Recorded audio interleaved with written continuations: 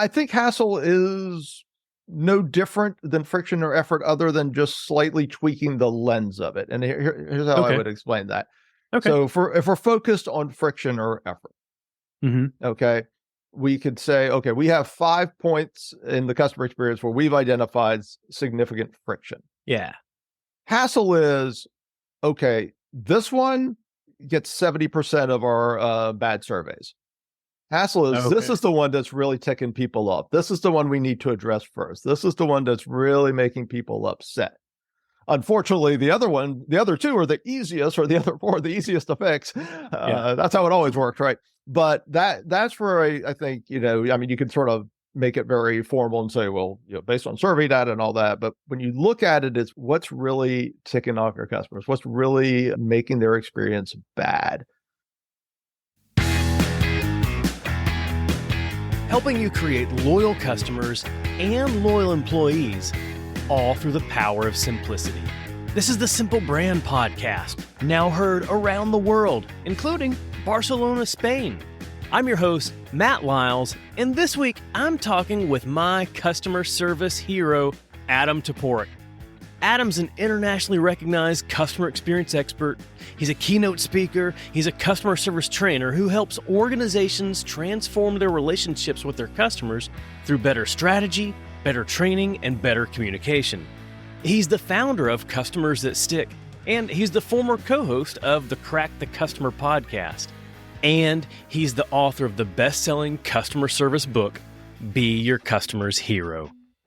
Adam and I discuss all his lessons around helping your customer-facing teams become more confident, more in control, and more successful in creating happy, loyal customers, the customers that see your brand as their hero. So here it is. Here's my interview with Adam Toporek. Hi, Adam. Welcome to the show. Matt, how are you? It's great to be here. Thanks so much for having me. Yeah, well, I'm excited you're here. I'm excited to dig in and talk about your lessons around being your customer's hero. Awesome. Well, we can always stand to be more heroic to our customers, right? Absolutely. I mean, yes, we can.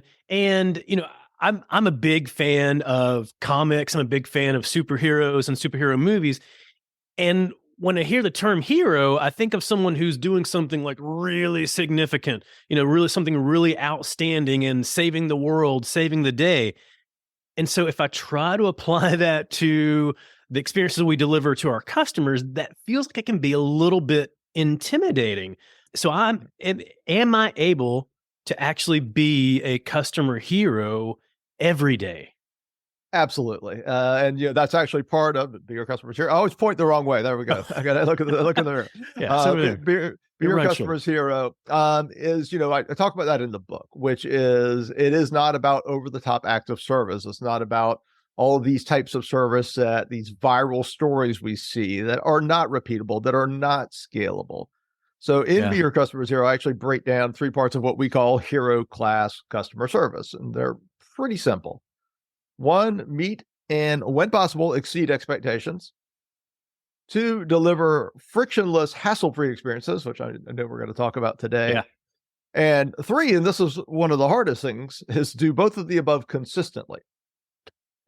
Now, I will say, since I published Hero, I have changed some of what I do. I have learned more, I have added more, and I would actually add a 4th part to that. Oh, what's that?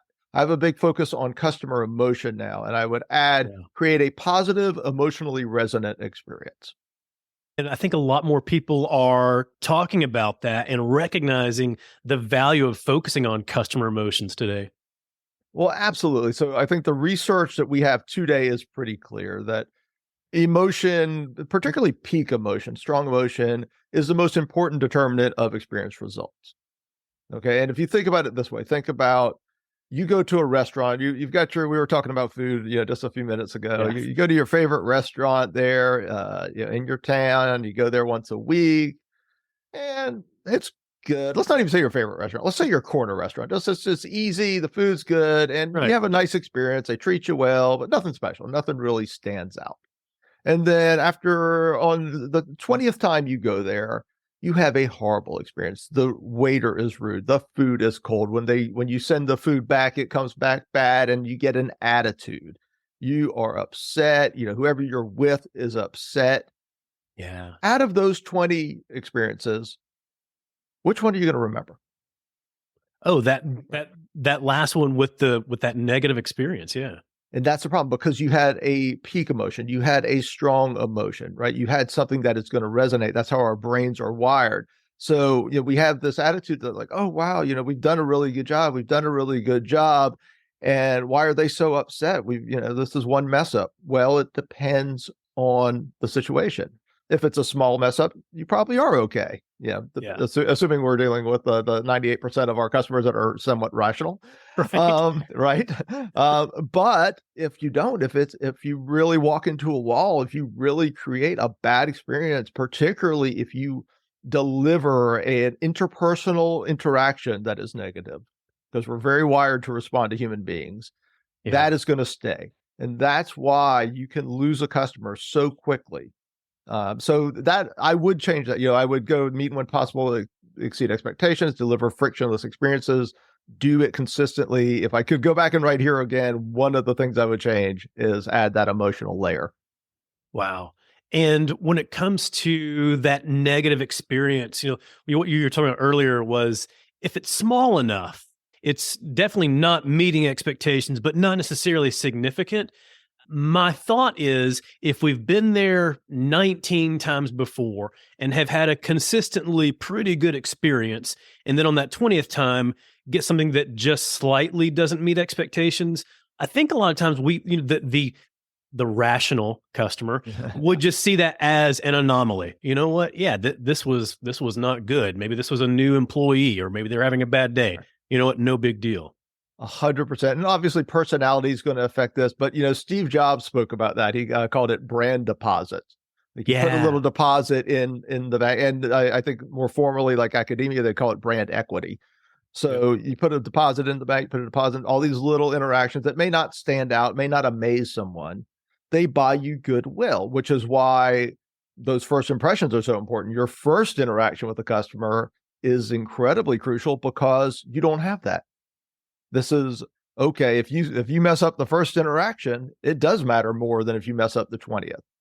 And to your point, yeah. So if you build up that brand equity, you build up those brand deposits, you've got something in the account to draw down a little bit. Yeah. Right. And so I think that's a helpful way to look at it. And it's very true. Intensity, one of the things that matters when we talk about emotion is intensity. What do you mean by that? What do you mean by intensity? Okay, so there's being mildly annoyed and there's being enraged. Okay. Those are two very different emotions. There you go. I'm like, okay, I'm frustrated, I'm rushing, and this company just made me fill out a form I don't have time to deal with. Yeah. Okay, but fine, but they're a good company, I get it. Okay, it's a doctor's office, I get it. But they should have sent it to me a week ago, not when I have 30 minutes. Okay, fine. Enraged is I get there, they won't see me because I didn't send the form in the day before. They canceled my appointment and I'm livid. I've been waiting 2 months to see this doctor, whatever. Those reactions are markedly different. Those emotions are markedly different. It's just like when somebody makes you really upset, it stays with your brain. And that's part of what we know now. This is part of the research we have around emotion, around psychology and neuroscience, is we know that our brains are, wired for the savannah millions of years ago, right? Tens of thousands of years ago. And, that we link up pain, really particularly intense pain, right? We're designed to remember peak emotions. We're designed to imprint that. And it's why it's very hard to overcome that. Well, and when we think about it that way, it seems like we've got all those previous experiences from every other brand that we've had that kind of play into that and maybe are in our subconscious. So whether we've had, great experiences with brands in the past, poor experiences with brands in the past, you write about this in that there's triggers, that there's like different triggers based on the situation that trigger all these negative experiences that we've had in the past. And then like when we get into a situation, it just intensifies based on the trigger. Can you walk through some of those? Oh, absolutely. So, this idea of triggers, I like to use the framework of a personal trigger first. So a personal trigger is like, okay, I used to have a noisy neighbor above me in college who just jammed the music all the time, just didn't care about anything. And now if I hear, this is not me, I'm just personalizing the example. Yeah. But now within 2 minutes, if somebody above me, in a hotel plays noise, even a little bit, like it's a trigger, right? I'm just automatically like, what?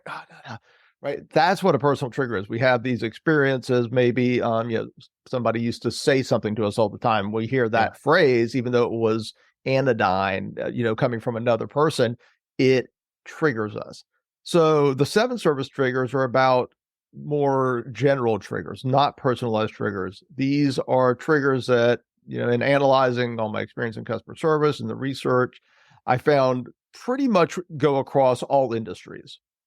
And so there are common triggers, and the idea of understanding triggers is one, if we understand common triggers, we can address them in our experience design. Okay. And then there's a personalization aspect, which is understanding our customers' personal triggers when possible. So nice. You want to go through the 7 service triggers? We talk about them a little bit. Yeah, please. All right, lovely.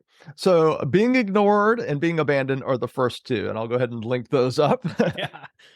Because so there's a slight difference between them. Being ignored means it's the first interaction, not necessarily the first time you've interacted with the brand, but you walk in the store, you call, right, and nobody answers. Nobody says hi. Nobody responds to the email. That's being ignored. Being abandoned is where we've started some sort of process or transaction and you get dropped in the middle of it. Okay, I will get back to you. I have to ask my manager for something. That email never comes, right? That phone call never comes. Where'd you go? That's being abandoned. And you can see just off these first 2, I mean, you've had both of these happen, of course, to you. We all have. These are triggers depending on the person and the industry and their experience, but they're very common. We know as service providers, we want to avoid these. So there's being hassled too. So being hassled is, I speak about customer hassle as opposed to friction or effort. So we all talk about friction or effort in this industry in CX. So the reason I speak about hassle instead of friction or effort in general is because of what I said earlier. Emotion and its importance in customer experience. Friction or effort is sort of the mechanistic thing that is happening. Okay. Hassle is our emotional reaction to that friction or effort, how we feel. Hassle is a feeling. So it's a fine line. It's we're pretty much talking about similar things from a design standpoint, but I like to focus on the hassle lens because it is about the reaction, it is about how they feel. There will always be friction in a customer experience. I know there's a big your theme, one of your big themes is simple, right? And to simplify the experience. That's great. We can make it as frictionless as possible. Right. I mean, until we can read minds, and there's always going to be some element of small friction, even if it's tiny. Yeah. Right. Well, and so I'm curious, when I think of friction, when I think of effort, a lot of times I think of maybe the actual process itself, what we've put into the design of the customer experience. When it comes to hassle, do you think that is more in the employee's control? I think hassle is no different than friction or effort, other than just slightly tweaking the lens of it. And here's how I would explain that. Okay. So if we're focused on friction or effort, okay, we could say, okay, we have 5 points in the customer experience where we've identified significant friction. Yeah. Hassle is, okay, this one gets 70% of our bad surveys. Hassle is, this is the one that's really ticking people off. This is the one we need to address first. This is the one that's really making people upset. Unfortunately, the other 2 are the easiest, or the other 4 are the easiest to fix. That's how it always works, right? But that's where I think, I mean, you can sort of make it very formal and say, well, based on survey data and all that. But when you look at it, it's what's really ticking off your customers, what's really making their experience bad. So the friction is what's happening. Okay, well, we're asking them to fill out a form. We're not empowering our employees, which is a huge part of this, not empowering our employees to address this issue that is happening at this point in the customer journey. And now we're getting bad surveys, right? We're getting problems.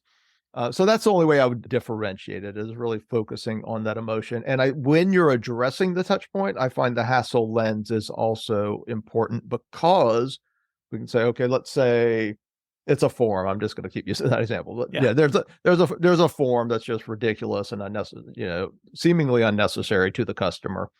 And when we look at it, we say, okay, well, what's making them upset? Why is it making them upset? And how do we fix this touch point and still, let's say, cover our legal bases or cover our compliance bases or whatever we need to do? We need this information.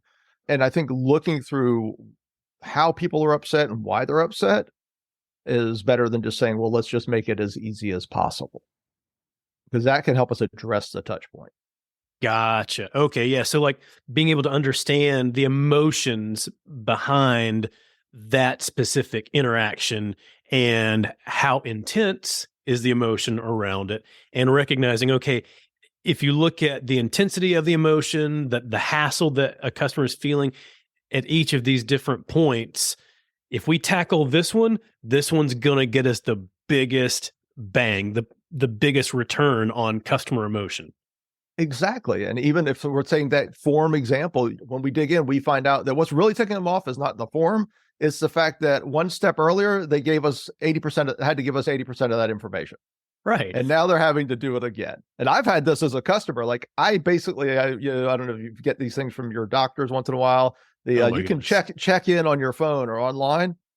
I quit doing it. I never do it anymore, because every time I did it, when I got to the office, they made me do it again. Yeah, still got to check in. So I just stopped. What was the point? Exactly. But that's where digging in and taking that lens of why are they upset? What is bothering them? It can really be helpful, I think. Maybe with the doctor's office, maybe the intent behind that was, okay, what can we do to increase their blood pressure right before they get in so that we can measure their blood pressure and then tell them, here's more things you have to do to improve this. They're generating demand. Exactly. That's it. That's it. I love that. So what can we do to create a more hassle-free experience? So one, you've got to look for those pressure points or pain points in the experience, but there are a few places we can look that, again, just like the service triggers are sort of common triggers, well, there's common sources of hassle. Okay. One, technology. Technology is sort of the double-edged sword of hassle, because it can be the thing that eliminates it, or the thing that creates it. Yeah. It really just depends, but you always have to keep that in mind. And that comes down to, one, is the technology up to date? I know you had Jay Baer on the podcast talking about speed, right? Yeah. And we've, how responsive is the technology? How responsive is the company, either automatically through AI or through computer generated responses, or through the human backstop to the technology? Is it up to date? Does it work with different systems? The whole bit, right? I mean, how many companies launched an app, 5, 7, 10 years ago and haven't, didn't get adoption, but they sort of kept it around, et cetera. Oh yeah. Well, and then even just behind the scenes, like not even seeing the apps, how many companies are still hindered by decades old legacy systems that are actually hindering their employees from getting their job done? Well, 100%. I mean, to me, hassle is a CX and EX topic. Yeah. And they are very much linked and related, right? I mean, because if we put our employees through hassle, that is almost always manifested in the customer journey, almost always manifested in the customer experience. So yeah, you've got these legacy systems, you've got, in the bigger companies, different systems, right? Yeah. The PR division or the marketing division's got something that doesn't talk with operations, that doesn't talk with they're not connected. Yeah, and that's difficult. And and the problem is, turning that super tanker around when you do have a large enterprise, and this is an advantage for small businesses, for smaller enterprises.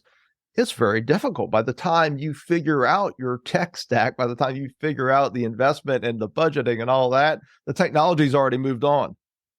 Yeah. It can be a really challenging thing for scaled companies. So technology is one of them. Other one I think you alluded to already is policies and procedures. Yep. Right. We just have these outdated policies and procedures so often. What happens, I actually came up with a term for this years ago called rule accretion, which is, Yeah. all things being equal, the natural tendency of an organization is to accrete, to accumulate more rules and more processes. Right. Right. Because we never get rid of them. Right. Something happens. Okay. We had this drama. We were in the news for something, whatever. Okay. Well, we need 7 different backstops to make sure that never happens again. And what happens over the time, particularly these one-off problems, like the customer got really mad or threatened to sue over this. Okay, well, it's just a crazy customer. Once in a while, that happens. Yeah. And now, you really want to be careful creating rules or policies that affect, 98, 99% of your customers to prevent the 1%, 2%. And this is what happens with these policies and procedures. A lot of times they're just outdated. They don't serve what we intended in the first place, or that reason is no longer there. So I do always recommend, and it's hard because everyone's busy, no one has enough staff, the whole bit, but really trying to assess your policies and procedures every year, maybe every 6 months if you even can, but probably not going to happen. But really taking a look, like really, and here's the thing you can do that is so powerful. Just ask your front line. Yeah. They know where the pain points are. They know where they're being hindered, and they're dealing with it, right? They're like, I can't do this for this customer. I am asked 5 times a week to do this for this customer, for our customers, and I can't. Yeah. It's their hands are tied a lot of times by, sometimes it is by the technology, sometimes it is by the policies and procedures in place.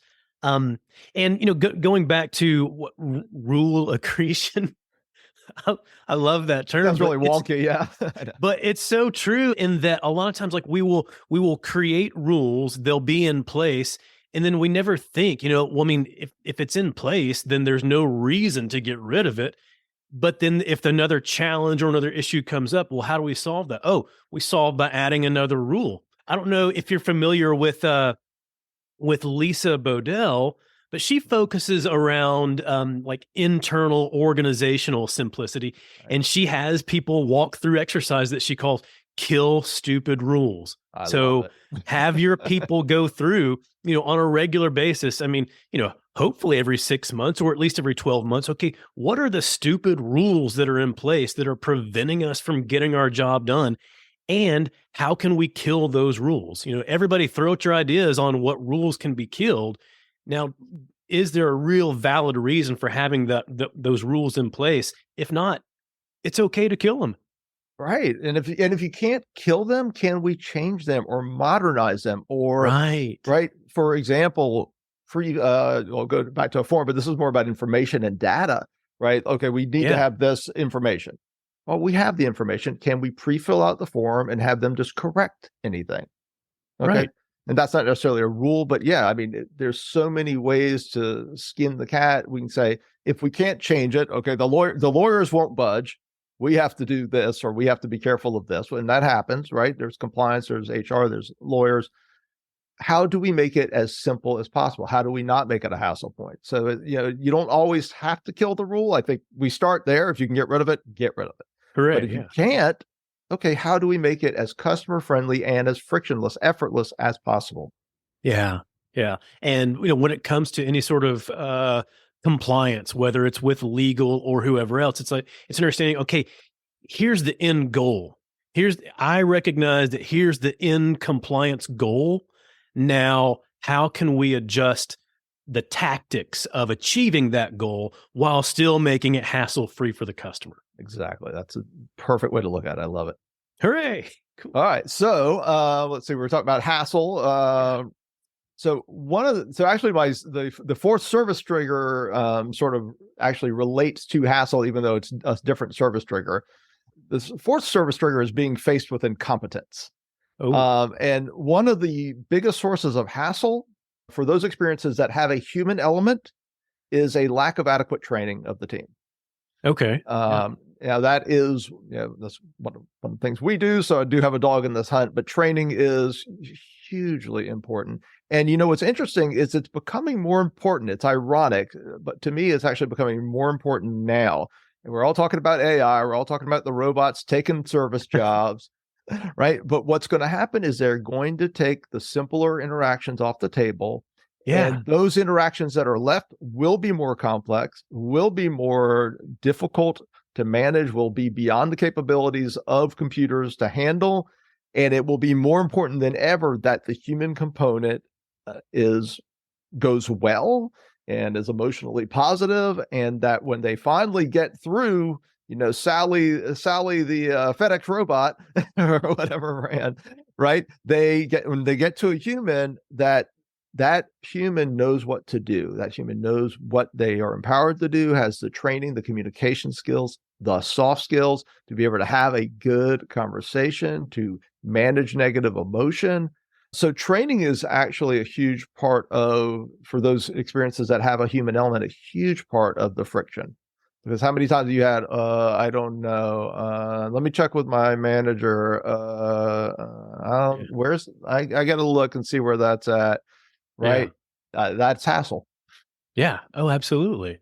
So then how do you solve for that on an ongoing basis?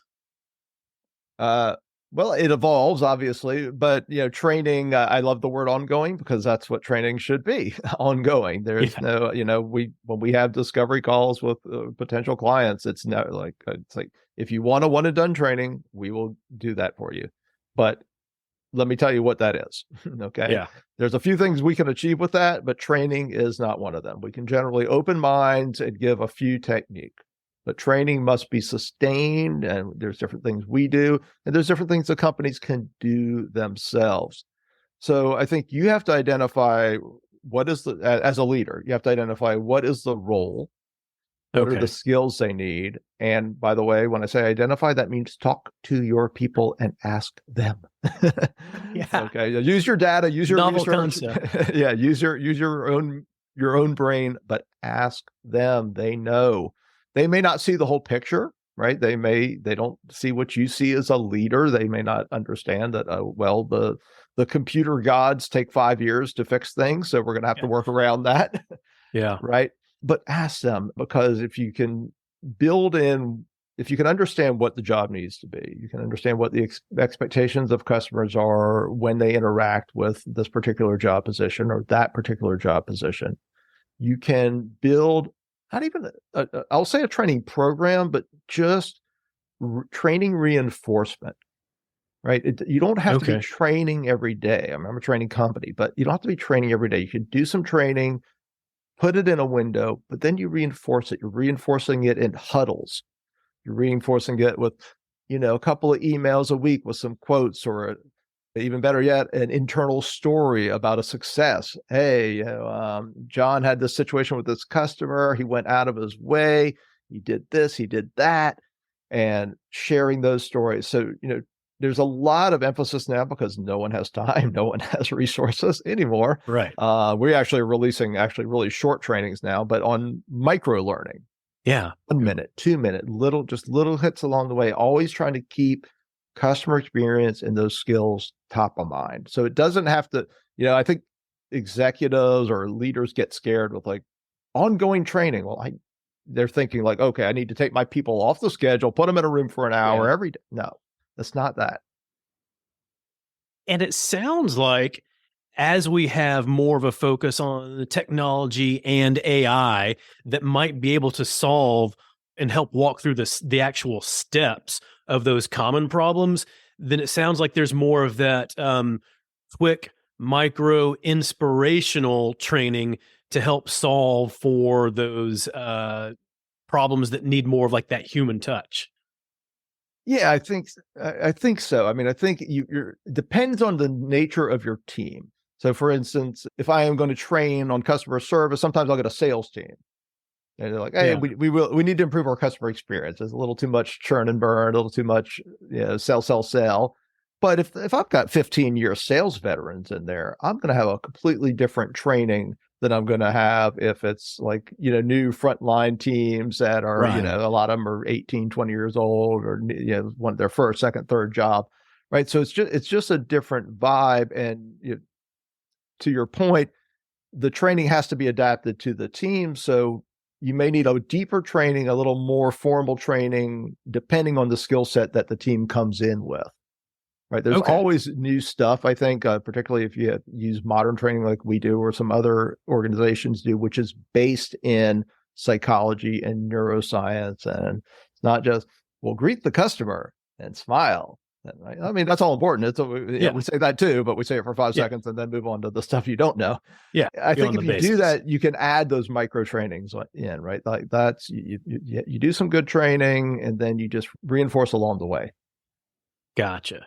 And I think there's something to be said for what you were talking about earlier is for leaders to find, source, and curate all those success stories, those real life success stories of how another employee over here helped solve this problem, and here's how they did it. There is literal. I mean, you've got to have the basic skills. I don't say there's nothing more powerful because they got to have the skills to understand the stories and to do it themselves. But Right. as far as reinforcement, as far as inspiration and motivation, as far as keeping top, there is probably nothing more important than internal success stories. It is so powerful on a few levels. One, people are competitive, right? And let's face it. I mean, That's right. we could try to ignore it, but people are competitive. They're like, oh, wow, they really wowed that customer. Yeah. But also because it shows them, hey, I can do this too. This is not like some guy that speaks on stages and comes in and says, oh, this is easy, right? And like, okay, that's been doing it for 30 years. I mean, that's fine, but that gives them that extra boost of confidence. That's like, hey, I know Sally. I was sitting with her at lunch yesterday, and if she can do it, I can do it. Yeah, this is not just some vague aspirational story. This is a real concrete story of a real person that some of you actually know. That means you can do it too. Exactly. That's so powerful. It's incredible. Well, so one of the things that we were talking about a moment ago is how employees can be hindered, hindered by their policies and procedures, hindered by technology. The opposite of being hindered is being empowered. So how does empowerment play into delivering hassle-free experiences? That's so important. So empowerment is one of my big themes right now. I'm really focused on it. So empowerment's very interesting. One thing is people tend to be on two extremes with empowerment. They're either scared of it, or people like in our industry, the experts tend to just talk about it very pie in the sky, like it will solve all your problems. Just trust your employees, and they will all do the right thing at the right time. And the employee experience will be wonderful, and the customer experience will be wonderful, and never shall you meet reality. So I actually look at it, and you're probably not going to hear anybody else in our industry say this. To me, empowerment is a risk reward decision. It is that. I mean, it's not sexy. It's not, all fluffy. That's what it is. All right. And my example is if you own a huge big box retailer, you are not going to give the person who works your cash register ability to wire transfer money from the company account. Right? Okay. Yeah. It's an extreme example, but the point is there are always limits to empowerment. There you go. And so empowerment should always be viewed in the context of what is necessary for the role. What can help this role specifically improve the customer experience and simultaneously improve the employee experience. So it truly is a risk reward decision. So for example, and you can base it on customer lifetime value as well. And I'll give you two examples I love here. Yeah. So Starbucks, we all know Starbucks. Right. What happens when they mess up your drink and you tell them they've messed up your drink? Do they argue with you? Do they fight with you? No, they just make you a new drink, right? They just make you a new drink, and they don't. I mean, if they're doing what they were trained, they don't say a word. They don't say, "Oh, well, I heard you said." All right. They might say, okay, I'm sorry, I heard you wrong or something, but they don't give you any kind of, back talk or feedback like that. Yeah. Why? Now, this estimate is from a blog and it's not official, but it's because the customer lifetime value of a Starbucks customer is supposedly estimated at around $14,000. That was pre-inflation, so it's probably more now. Wow. I think that adds up. Yeah. Right. Yeah, exactly. I'm looking, not on mine. I've got to be at least triple that by now between me and my wife. But here's the thing. They're not going to tick you off for a cup of coffee that costs 50 cents. Right. Why? Why would they? If your lifetime value to that company, not to mention, that's hard lifetime value of you as a customer. That is not even your word of mouth value, both positive and negative, and all of those aspects. So why are they going to tick you off for 50 cents? Yeah. Now, I've got one of the most popular blog posts on my blog is the Ritz-Carlton's $2,000 rule. So the Ritz-Carlton, So the Ritz-Carlton is famous for anybody, even a janitor, can spend up to $2,000 without a manager's permission, without any type of sign off to help a customer. But here's the thing. If you look at it through the perspective of customer lifetime value, that's the same thing as Starbucks 50 cents, because the customer lifetime value of a Ritz-Carlton customer is about $250,000. So wow. Starbucks is not going to tick you off for a 50-cent cup of coffee, right? And their cost, not ours. And then, Ritz-Carlton is not going to tick you off for a hotel room that costs them, a couple $100 a night or whatever it may be. It's just not going to happen. So when you look at empowerment, use that lens. Think about it as risk and reward. Like, what if I have a small business, if I have a small restaurant, maybe everybody's empowered up to $50. Whatever, right? You got to set limits, right? You don't just open up the store and there may be, it's a table of 12 is ticked off. We don't know if they're trying to scam us. Okay, maybe it's time to bring the manager in. Yeah. But loosen it up a little bit, not just like an appetizer. It's like, okay, the thing is, test it. Run it for a month. You're not going to go, if you have a small restaurant, you are not going to go broke empowering your team for a month to solve customer issues for $50, just for example. Okay. So test it and then tweak it at the end of the month, evaluate it. Right. Well, I think too many leaders have that fear that once I open the door to empowerment, I can never close the door, and I can't even adjust the door again. It's just wide open, and now we can never go back. Exactly. And that's where it gets tricky, because it is all based in fear. Yeah. Right. Now, here's the thing. Some of that fear is actually valid, right? Because a lot of times when we see a viral story about a company that went bad, oftentimes it was an employee who did something stupid, gross, or completely negligent. So it does happen, and there is a valid fear, but you've got to overcome that fear and say, what are the requirements of the customer experience? Why are we restricting this? What is truly the downside, right? And to me, financial empowerment is the easiest empowerment. You can pick a number, a refund, right? Or a cup of coffee or anything like that. That's actually the easy stuff. Things that may have some slight liability implications, admitting somebody's wrong in certain cases, some things like that. That's where it gets trickier too, like empowering, things maybe in a B2B situation where we're talking about, shipping and contracts and, all that kind of stuff. That can get actually a lot trickier. So you've got to really just get rid of the fear. And like I said, that's why one of the reasons I like that sort of perspective of a risk reward decision is that just puts fear aside. This is a business decision. This is a risk reward analysis. What do we need? What will help our team? What's the win? To me, you guys, so I'll say this, customer experience is the win-win-win, literally. Empowerment is the win-win-win of customer experience. Right. Because team wins, customer wins, company and management wins. That's it. Really. Yeah. And then looking at that financial piece, the risk reward, you've got the customer value on one side. On the other side, I think you've also got, if you're measuring your operational efficiency as well. So if you look at the Starbucks example, if you think of most every Starbucks like that I see, there's always a line of people, at least 10 people in the store. There's always a line of cars wrapped around the building. If you think about the amount of time that it takes for one of the baristas to have to interact with the employee, and if you're arguing back and forth about who was right or who was wrong, that amount of time not serving the other customers, there's a cost to that as well. So it's like, you know what? Really quickly, it's, it will take me no time at all to just make another cup of coffee for you so that they're on our way and our time can get back to the other customers at hand. You're on it. That is it. I mean, that is you. To me, there's no greater return on investment in customer experience than preventing a problem.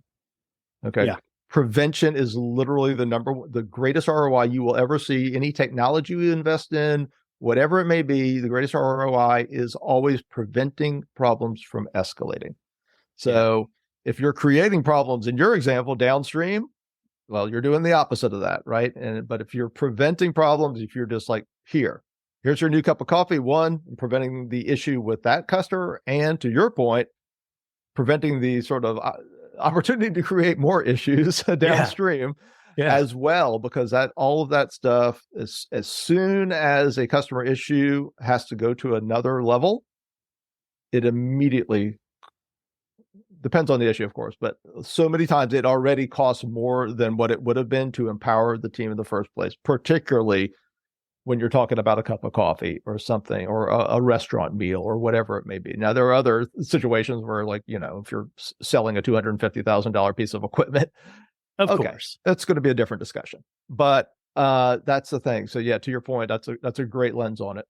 Yeah. And that all speaks to, what you were saying is placing the level of empowerment based on the role, based on the employee, and based on the actual cost of the product or service at hand too.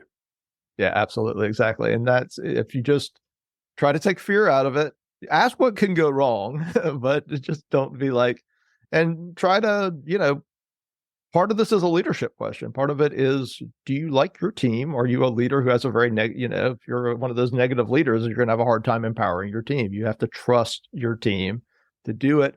And you have to train. There's two things I'll add for empowerment really quickly. One, you have to train your team. This is where we circle back to the training. You can't just say you have the power to do something and not give them the tools to know how to use it. And there's a second thing that people get wrong, particularly, and I had this in my own retail experience, if you're coming from a command and control type environment culture and you're trying to open up, you're trying to be more customer centric, there is a difference between actual empowerment and psychological empowerment. This is actually in the academic literature as well. So actual empowerment is what we're talking about. You can, you're empowered to do more or give more or whatever. Psychological empowerment is, do you feel empowered? Do you feel the ability to use the actual empowerment? And if you have been banging on people for 10 years and you have a culture of don't do this, don't give away, don't do anything, don't expect to just put out a memo and say, okay, everybody can refund customers up to $50 or whatever it may be, and expect they're going to do it. It's going to be a process. You really need to let them feel safe. When somebody does something, maybe you wouldn't have done, you don't eat their lunch for it, right? You have a coaching say, okay, I probably would have handled it this way, but you support them and make them feel psychologically empowered as well. Gotcha. And I think when employees feel psychologically empowered, whether there's a customer issue or not, when they feel empowered, they're going to deliver even better service as individual employees. Oh, of course. That's a great point, because what happens is, who likes being limited in life? Who likes rules? Some of us follow rules, but who likes them? Nobody likes them. No. And particularly if they're making your life hard. Yes. Right. The rule, it's fine. I get some rules. Okay, I'll put on my seatbelt. I actually like that rule because I know there's a good reason for it. But some rules just make our lives difficult and they're annoying. And when that happens at work, nobody, there's some good, research showing a relationship between empowerment and engagement with employees, empowerment and experience. And it really does impact the employee experience as much as it impacts the customer experience, truly. I think that we like to have some appropriate level of, what do you call them, rules or boundaries or guidelines? You have some guardrails that that you can work in. Oh, of course. I think, for me comes, anything that's liability. Yeah. Right. If somebody, it's like one of those things was, if somebody ever mentions the word lawyer or lawsuit or anything like that, right? Oh, I slipped, I hurt my knee, whatever it may be, right? Okay, you don't give them a refund. That goes to management automatically, Yeah. right? So there are certain things you can put in place. That just came to mind, but right, there's absolutely some guidelines and some hard rules you can put in place that say, okay, look, here's the range, which is going to cover 95% probably of what happens. Yeah. And here's the times when, be a little careful, maybe get your supervisor's feedback, or here's the hard lines. As soon as somebody says lawyer, conversation's over, that goes up the chain, whatever it may be, right? Yeah. And so hopefully having that would then help the employee feel even like that much more psychologically empowered, psychologically safe in their decisions. Like if you have no rules, then you might have some employees that are like, I don't know what to do because I don't have any rules. So I'm not going to do anything. Right. Well, that's where you sort of get into that reality-based kind of like risk reward idea. Like or a lot of people just talk about empowerment as like the birds are going to sing and all that. Well, a more reality-based approach, to your point, actually is more empowering, because they're going to know this is different. Like, this person's this is a different thing. I don't think I should be, I need my manager, right? Yeah. They're going to know it instinctively. And it's sort of good to tell them, okay, here's some situations where, you know what? Want to take a step back. Let's bring in the next team. Yeah. And I'll let you off the hook. Yeah. You are welcome to rest and fall back on these guardrails. So feel safe in that. Yeah, it's beautiful. Exactly. Cool. Well, one thing I do want to cover, because we talked about, being able to prevent customer issues from coming up, but customer challenges are going to come up. And you know me, I love simplifying processes. And you've created a pretty simple process for employees to follow when customer issues do come up. And it sounds like it's just 3 steps, the 3S process. Can you walk through that? Absolutely. So I had this process before, and actually, if you get Be Your Customer, if anybody gets Be Your Customer's Hero, I actually had the CATER process, CATER, because all of us speaker types have to have some kind of like acronym and process. And what I realized, focusing on the psychology and emotion, both of our customers and of ourselves, is that nobody remembers that stuff. Nobody's going to remember when the heat's on and someone's yelling at them, concentrate, acknowledge, thank, right? They're just not going to remember that. Right. Exactly. So I was like, what works in the real world? What can people actually use? So I created the 3S service process, which sounds like, okay, well, you went from 5 steps to 3, but not really. It's actually really 2 things you have to remember. So the first one is soothe the psyche. And that's what we've been talking. Yeah. Psyche is a fancy word for the mind. So, because I needed, the alliteration of the S's, of course. That's it. But soothe the psyche means exactly what we're talking about. Address the emotion. So what we tend to do, what frontline reps tend to do, is we know the answer. We've jumped in, we've handled this problem 100 times in our career. So we jump in with la, la, la, la, la, la, la, trying to explain, because we don't want them to keep yelling. Right. We don't want them to keep complaining. We don't like that. It is not fun for us. So we're trying to, we can, tell you what, I'm going to soothe the psyche. What does that mean? That means resolve the emotion before or along with the second step, solve the screw up. Now, we may not have actually screwed up, but they think we have. Yeah. In the end, if there's a problem, if we're having to do reactive customer service, there is a screw up either in their minds or actually that has happened. So, from their perspective, the brand screwed up. Exactly. So what is happening is so often we're trying to resolve the operational issue. We have an answer and we want to fix their problem. If we fix their problem, they will be happy. Yeah. But if you listen, which is very important in customer service, if you actually listen to what they're saying, you may find that the problem was that their shipment didn't get delivered and they didn't have the shoes for their daughter's wedding that was 2 days later. Or you may find out how they were treated for the 2 days that they tried to get the shoes. And now it's not even about the shoes. It's about how they were treated. And they're really upset because they've been a customer of yours for 10 years. and they have been hung, they've been ignored, they've been abandoned, they've been treated rudely, they've been dismissed. And what do you think? If you send them the shoes, they're going to like you now? I mean, No. that doesn't solve the problem. Right, because the problem is now their emotion. Exactly. So soothe the psyche, number one. Solve the screw up, number two. And those are not necessarily steps. They generally are steps, but they can be happening at the same time. Yeah. Of course, in a fluid conversation. And the third one happens after the fact. So it's not even a part of it. You only have to remember those two things. The last one is set up the success. And that is what we often refer to in our industry as closing the loop. Yes. Checking back in with them, setting up that success for later, because you may find a few things. One, you didn't even resolve the operational issue. You thought you did. The warehouse never even sent the shoes again. Yeah. Right. But more importantly, that they're still upset, that even though you solve the operational issue, they still have lingering emotions. And that follow-up and that check-in and that opportunity to have another conversation is what can help you go back and make sure that you truly have soothed the psyche. So that's it. 3 S's: soothe the psyche, solve the screw up, and set up the success. Bam, there you go. And when it comes to closing the loop, I think a lot of brands fail on that last step right there. It's the hardest thing to do. It's the hardest thing for me, and I teach this stuff. All right. It is. Yeah. I don't have upset customers generally, but follow up after, I've got a job that's in front of me. I've got a speech that's in front of me, following up with the speech I gave 4 months ago. Right. It's hard to do. It is not easy. I think that is something that's actually easier for big companies, because you can truly systematize it better.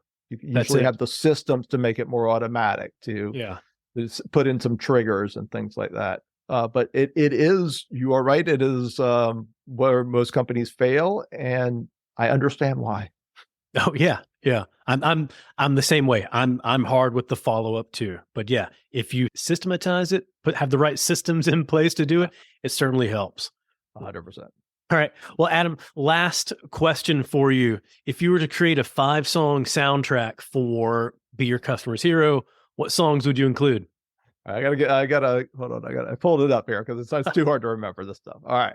So this is the coolest question ever. I'm a musician. I showed you my guitars before we got on the line. I love it. Not only that, I didn't even tell you this. I grew up in the music industry, so I love this. I listen to almost every genre. All right. Nice. So first one, because we've been talking about hassle and friction, is Take It Easy by the Eagles. Oh, yeah. There you go. Right? It's hassle-free. I actually used to play that song in an acoustic duo back in the day. Now, next one you could think of, because we talk about emotion and all of that, you could think maybe Sweet Emotion or Emotion by the Bee Gees, but I am actually going with Feeling Good by Nina Simone. Oh, nice. 1, I love that song, and 2, it just really speaks. All right, third one, because we have talked about empowerment, and I knew we would be talking about empowerment, is Freedom by Jimi Hendrix. Most people don't know this Hendrix song.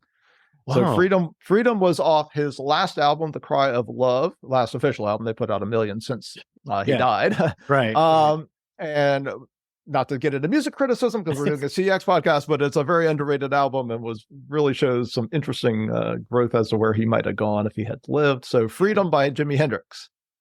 Love it. Okay. Next one is solely for the title because there are no words. It's just the title. Giant Steps by John Coltrane, one of my favorite songs and artists.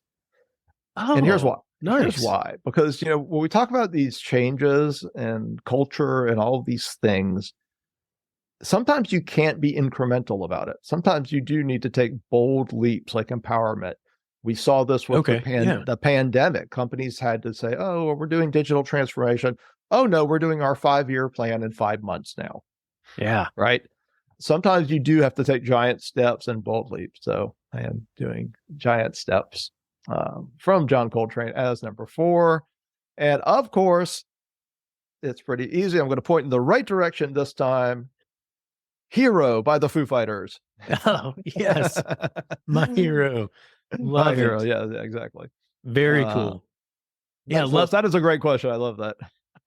Thanks. Well, that just helps me, like when I'm thinking through different experiences and lessons, and be like, well, what are some cool songs that might apply here? And now I know, but this is the first time that I've had, I think, any kind of jazz song, much less John Coltrane. So love that. Very cool. Sweet. Excellent. Well, Awesome. I've learned a lot from talking with you today. I've learned a lot from your book, but where can people go to learn more? Well, would love to connect with anybody who's listening. Customersthatstick.com, that is home base. You can find me and connect with me there. Of course, I'm on the socials, LinkedIn, Twitter, and then Instagram. I am Adam Toporek, CX. Very important to put the CX at the end. And love to connect with anybody. Excellent. Thank you. Well, thank you so much for your time today. Thanks, Matt. I appreciate it. It was fun. I hope you enjoyed my discussion with Adam Toporek. You can go and learn more from him at customersthatstick.com. You'll find Adam's book there along with lots of resources and some really inspiring customer experience stories, all to help your team deliver hero-worthy experiences. And whether it's hiring Adam for keynotes, bringing him in to train your team, or providing customer experience consulting, you'll find a number of ways for Adam to help your brand level up.